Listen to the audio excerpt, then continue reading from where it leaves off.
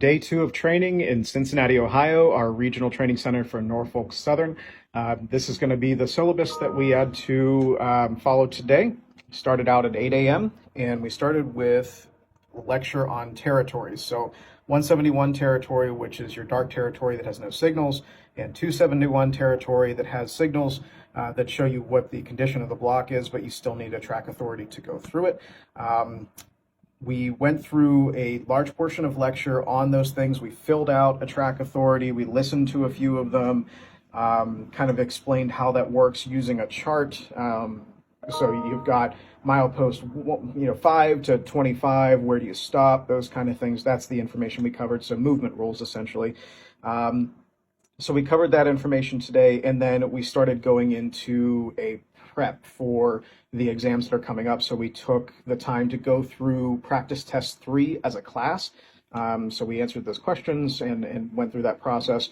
We also went into crew call and covered a good bit on what's in there. And crew call is the DOS system that you use that will tell you what jobs are available when you're heading out, what trains are coming in, how to input your pay, all those things, that information. So we covered that.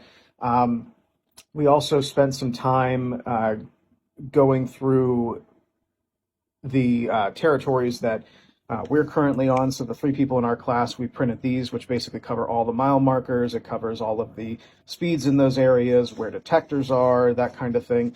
So we got those printed out. And then after that, we were supposed to go and do some switching, and we didn't. I'm not going to complain about it. It is what it is. That's what they're choosing to do. And for the rest of the week, there's really nothing we can do because there's going to be an ice storm that's coming through here. And my guess is they're probably not going to do any of the hands-on switching for the rest of the week. And it's not that we won't get that information. That's going to be things that we do on our own territory once we finish week 5 here. So, we'll go back and we'll take care of that. But for this evening, we're taking care of movement rules as a topic review.